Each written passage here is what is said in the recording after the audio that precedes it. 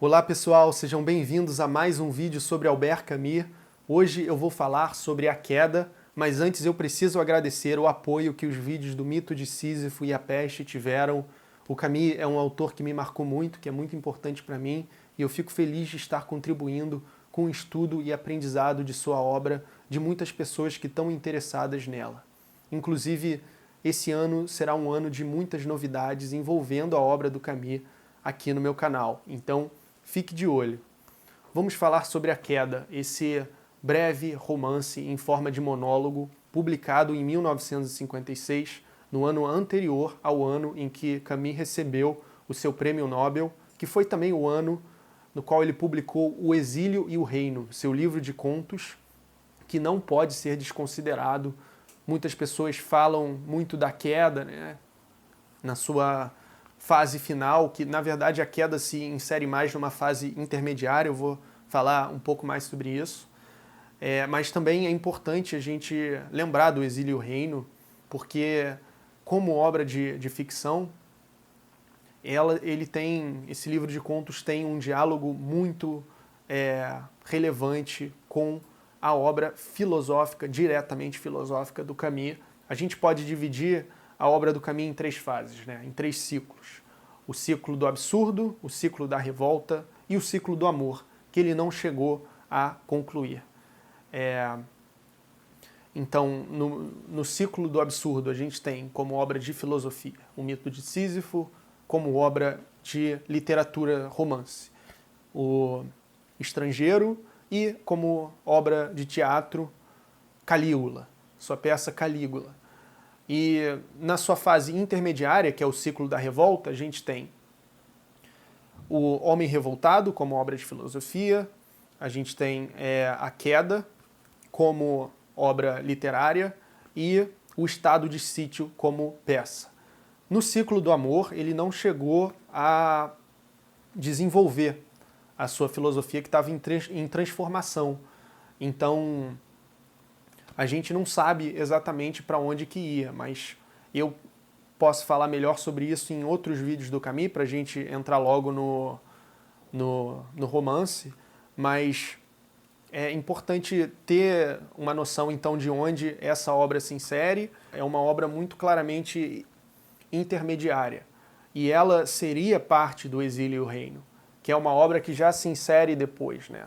Que já é uma obra que tematicamente está mais perto do ciclo do amor, pelo menos na minha interpretação.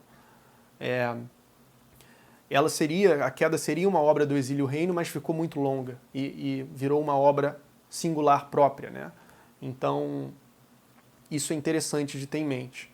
A Queda é um romance filosófico em forma de monólogo que muito se assemelha ao Memórias do Subsolo de Dostoiévski. Eu já abordei também essa obra aqui no meu canal, você pode conferir esse vídeo. Mas o Dostoiévski, em geral, foi uma grande inspiração para o Camus. E o protagonista de A Queda, Jean-Baptiste Clemens, ele faz uma confissão para um desconhecido em um bar de marinheiros em Amsterdã. Desconhecido, então, pode ser o leitor. Você que lê, você se sente como interlocutor do Jean-Baptiste. E ele faz um tipo muito particular de confissão que se confunde com a acusação de si mesmo, mas também dos outros, da sociedade e mesmo de Cristo. Tem um momento que ele julga até Jesus Cristo. Em O Estrangeiro, no romance de Camus do ciclo do absurdo, a gente tem um personagem que é indiferente a tudo, o Meursault.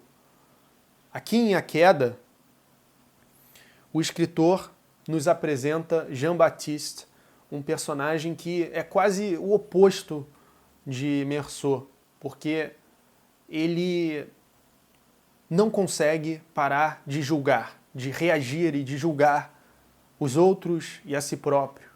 Homem inteligente e educado, por muitos anos Clemens viveu uma vida de muito sucesso, prestígio e respeito como um advogado de defesa em Paris, cercado de amigos e mulheres.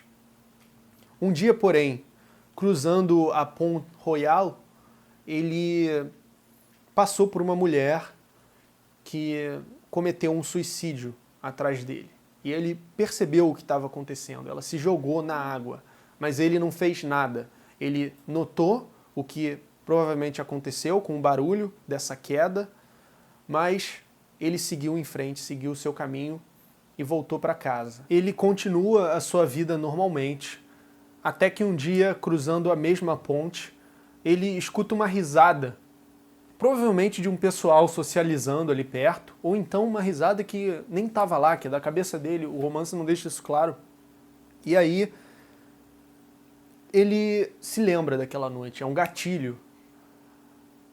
Ele se lembra de algo que ele deveria ter feito, mas não fez. E ele não consegue se perdoar por isso.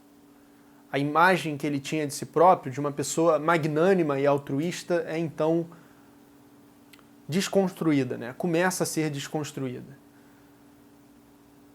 Ele não pulou na água para salvar a mulher porque ele não queria arriscar sua própria vida. E então, isso que ele tinha feito um ótimo trabalho de esquecer e seguir com a sua vida normal, agora volta começa, né, a incomodá-lo, né, verdadeiramente, que vai culminar em uma crise existencial que só vai progredir. O título da obra é A Queda, uma clara referência bíblica. Detalhe, o personagem se chama Jean-Baptiste, João Batista, uma referência ao profeta bíblico que antecessor de Jesus Cristo, que fez o batismo de Jesus Cristo. E a queda é a queda do paraíso, após o pecado original, após comer do fruto da árvore do bem e do mal, Adão e Eva são expulsos do paraíso. E, assim como eles, todos os seres humanos são culpados a priori. Isso é muito interessante. Aqui, com a queda da mulher no rio Sena e sua incapacidade de tomar uma atitude para impedir o suicídio, Jean-Baptiste também cai de seu paraíso.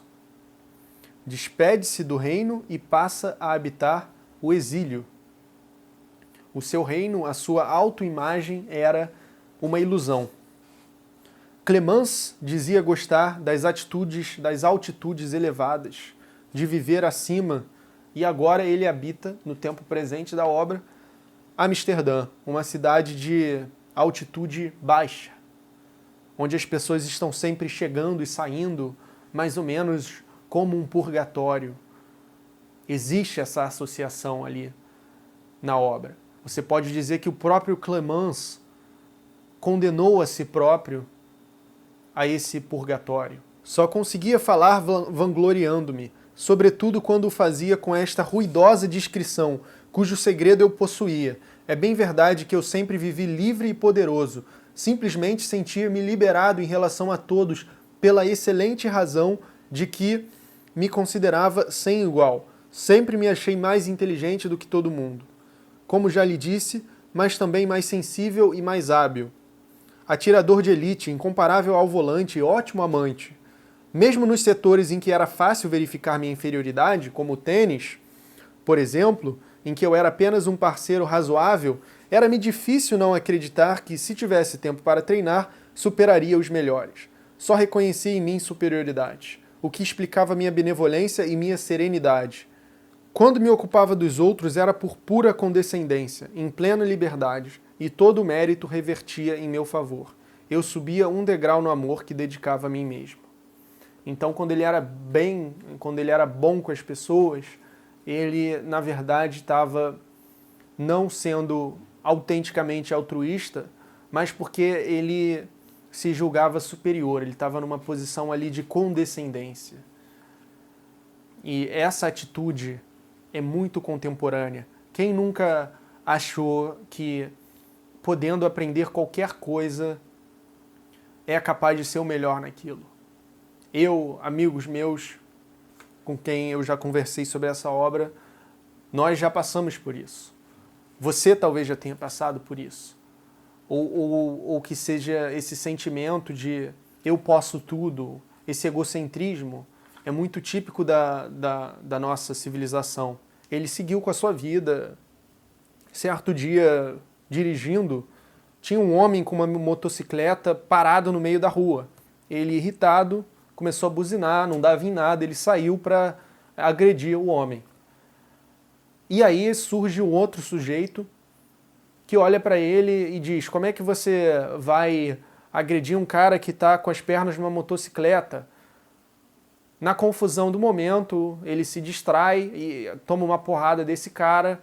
Quando ele vai atrás dele para agredir de volta, ele não consegue, já o trânsito já está voltando ao normal, está todo mundo buzinando, e ele fraqueja em público. E isso também marca profundamente a sua autoimagem, a sua mudança de autopercepção. Depois de apanhar em público sem reagir, já não me era possível associar essa bela imagem de mim mesmo.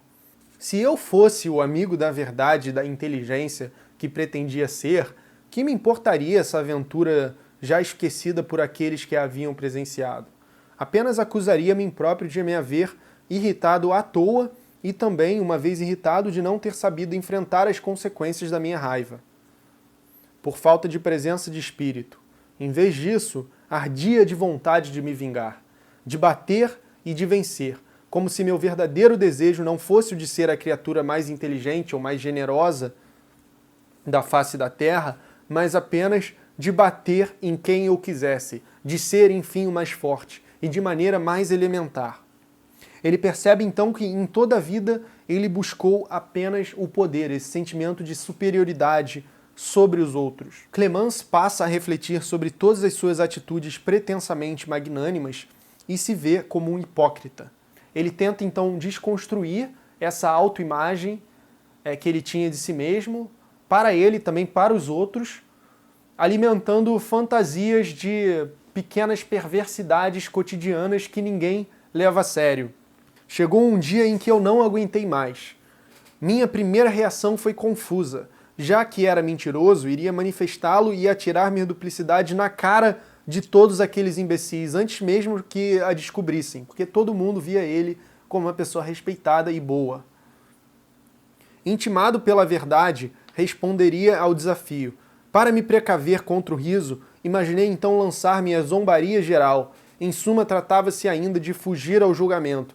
Queria colocar do meu lado os que riam, ou pelo menos colocar-me ao lado deles. Pensava, por exemplo, em dar empurrões em cegos na rua e, pela alegria surda e imprevista que isso me proporcionava, descobri até que ponto uma parte de minha alma, os detestava. Planejava furar os pneus das cadeiras de rodas dos aleijados e gritar: trabalha, vagabundo, debaixo dos andames onde estavam os operários. Esbofetear bebês no metrô. Sonhava com isso tudo e nada fiz, ou se fiz alguma coisa parecida, esqueci. O certo é que a própria palavra justiça me deixava fora de mim. Eu continuava, forçosamente, a utilizá-la em minhas defesas. Mas vingava-me ao amaldiçoar publicamente o espírito de humanidade. Anunciava a publicação de um manifesto denunciando a opressão que os oprimidos faziam pesar sobre os homens de bem. Então ele, na verdade, como ele próprio vai dizer, ele não era uma pessoa que acreditava em tudo aquilo que ele estava fazendo. Ele cultivava essa imagem, mas no fundo ele nunca levou as coisas humanas tão a sério. Isso porque ele vive num mundo que não tem uma verdade, que não tem uma moral a priori. É um mundo pós-morte de Deus. É um mundo onde as coisas não têm um sentido dado, onde as pessoas, então, atribuem sentido e como que os valores, tudo que foi cultivado ao longo da tradição ocidental estava em colapso. Colapso que se desdobrou nas guerras e nas catástrofes do século XX, que são fundamentais para a obra do Camus.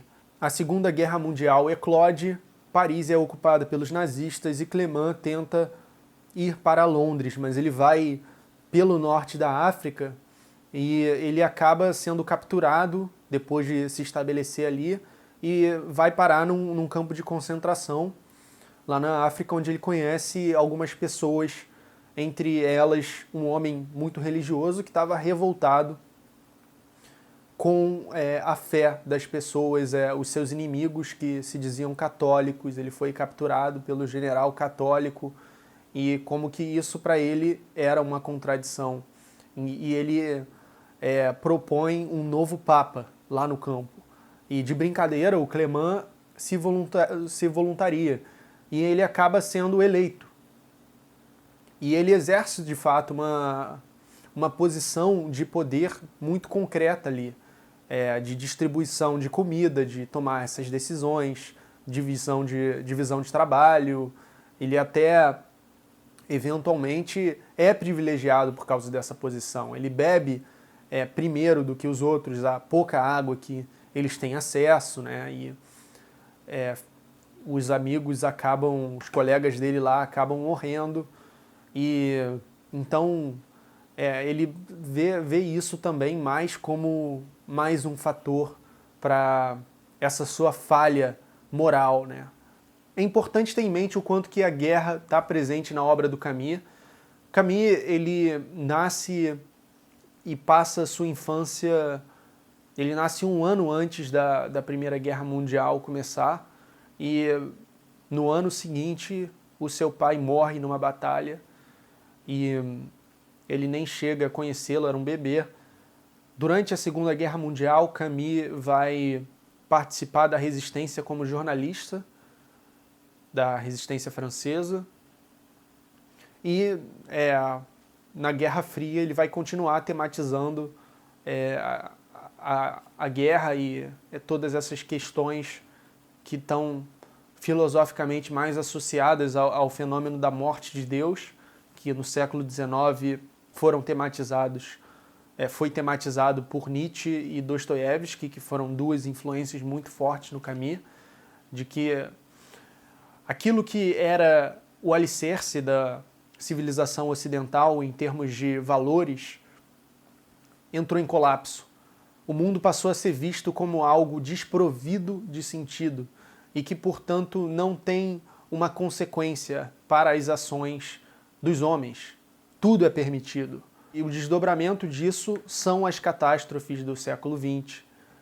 As guerras, os genocídios, a fome, a miséria. E o Camus ele vai tematizar isso em toda a sua obra. Até no Primeiro Homem, que foi a obra que eu comentei que ele não chegou a terminar. E o próprio Clemence, ele vê o mundo como esse lugar desprovido de sentido, onde tudo é permitido. E ele não leva as coisas humanas a sério. Ele percebe que, para ele, o que todo mundo julga importante não é importante. Para ele, nada é importante. Então, ele é um personagem nihilista. Ele é um personagem que não vê sentido para a vida e que tudo que ele fez, tudo que ele construiu, na verdade, foi para um narcisismo, para uma aparência. Ele nunca esteve, de fato, preocupado com os outros. Então ele encontra uma solução muito estranha, que é essa solução de juiz penitente, que ele vai se chicotear, ele vai se autocriticar constantemente, mas também vai incluir o outro nessa crítica e nesse julgamento. Eles até caminham para o seu apartamento, que fica lá no que era o bairro judeu, e ele faz uma referência ao Holocausto com um cinismo. E é o tipo de coisa que você vê constantemente nessa obra, uma atitude muito cínica desse personagem que o aproxima bastante daquele do Dostoiévski que eu mencionei, da obra que eu mencionei, que é O Homem do Subsolo, né? Do Memórias do Subsolo. Que é alguém que se aparta da civilização, que fica embaixo, né? Que mora no subsolo, que tá sempre numa relação mal resolvida com a sociedade. E aqui o Clemence ele também vive abaixo, ele vive em Amsterdã. Para ele, todo ser humano é réu e acusador ao mesmo tempo. O juízo final acontece todos os dias. Não é preciso esperar pelo juízo final, é uma coisa que ele fala. Depois ele conta como que ele roubou uma parte do retábulo, um retábulo famoso e muito importante para a cultura europeia no geral, um retábulo do século XV do Jan van Eyck, que é os Cordeiros Místicos. Na verdade, o Jan van Eyck ele concluiu a obra, mas não foi só ele que trabalhou nela. E esse retábulo ele consiste de vários painéis, né? E aí tem um dos painéis, que é o que fica no canto esquerdo, que se chama Os Juízes Íntegros. Essa parte do retábulo mostra justamente os juízes indo a cavalo em direção ao cordeiro. Essa parte foi roubada de verdade e é a parte que, na história, o Clément tem a posse e mantém na sua casa. Só que ele conseguiu, depois de uma pessoa ter vendido para o barman do próprio bar onde ele conversava com o interlocutor, por uma bebida, assim, aí depois o Clément convenceu o barman a lhe dar o quadro, porque a polícia iria atrás dele e obviamente ia ser um perigo, né? Mas aí ele não devolve, ele não restitui. E ele explica detalhadamente por quê. Por que não restituiu o painel? Meu amigo tem reflexos de polícia. Pois bem, vou responder-lhe como o faria ao juiz de instrução criminal se por acaso alguém pudesse, enfim, se dar conta de que este quadro acabou no meu quarto. Primeiro porque não é meu, mas do dono de Mexico City, que o merece tanto quanto o bispo de Gand. Em segundo lugar, porque dentre os que desfilam diante de O Cordeiro Místico, ninguém saberia distinguir a cópia do original. Em terceiro lugar, porque dessa maneira eu domino. Juízes falsos são expostos à admiração do mundo e eu sou o único a conhecer os verdadeiros. Em quarto lugar, porque tenho, assim, uma possibilidade de ser enviado para a prisão. Ideia sedutora, de certo modo.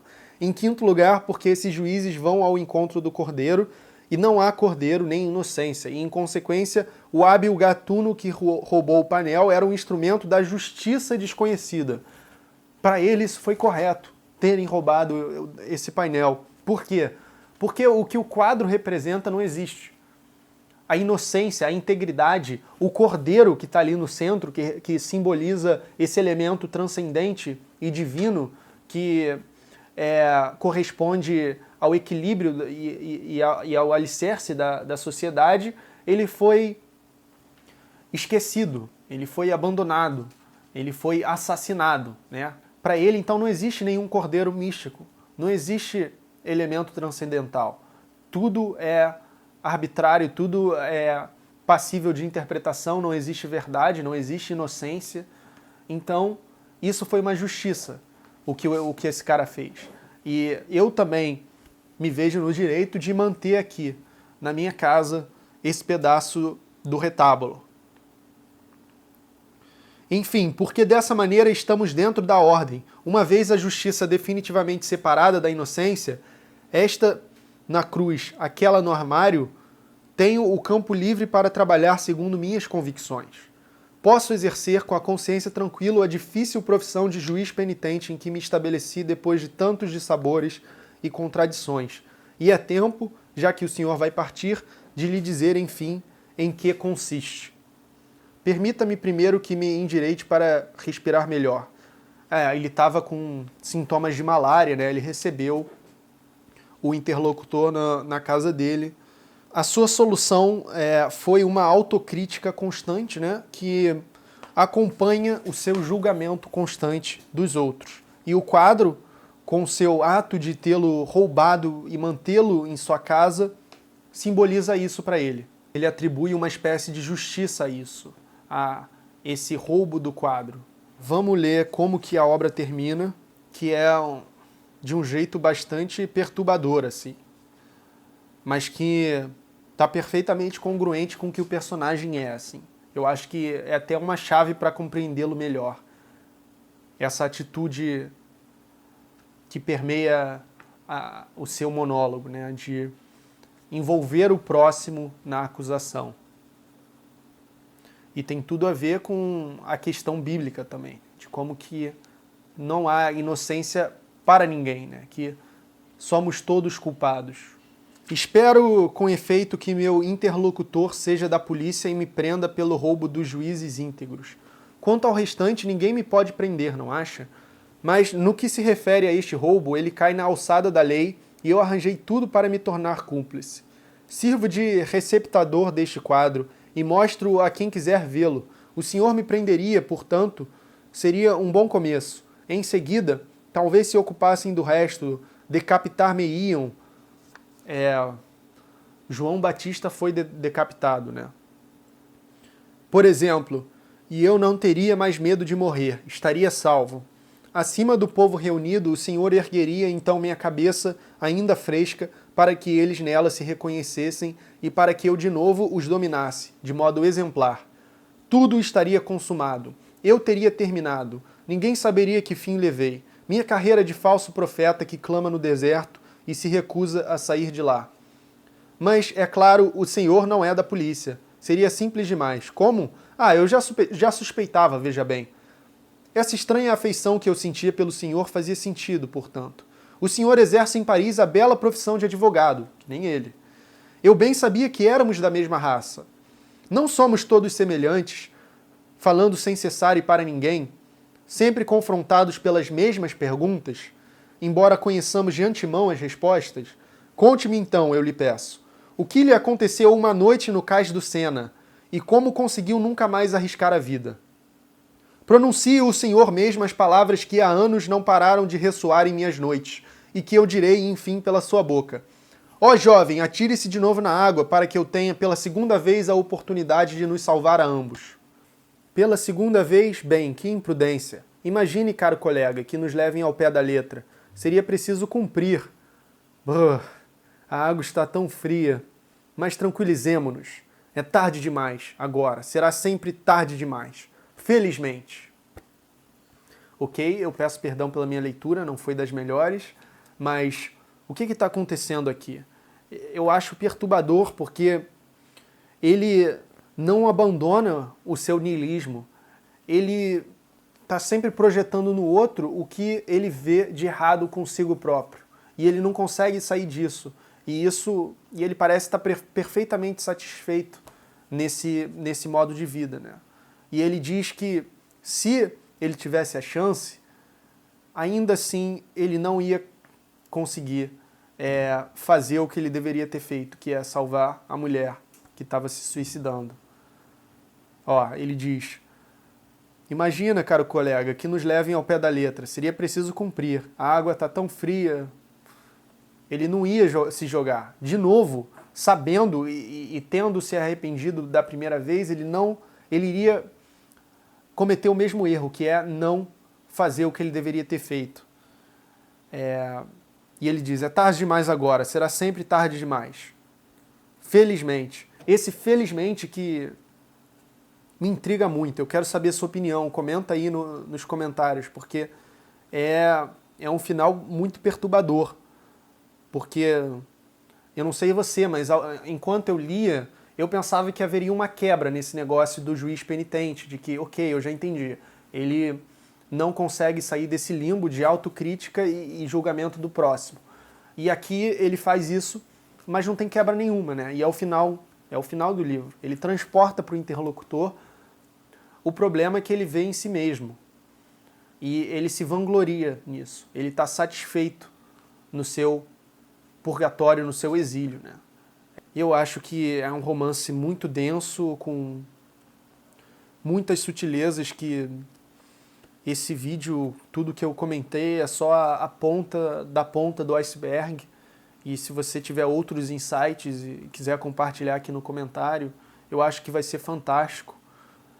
A queda é um reflexo do homem ocidental, que é um homem muito voltado para o próprio umbigo, completamente vazio em termos de valores e que tem essa tendência ao niilismo, a uma existência que não vê seriedade e um valor superior nem mesmo para a própria vida.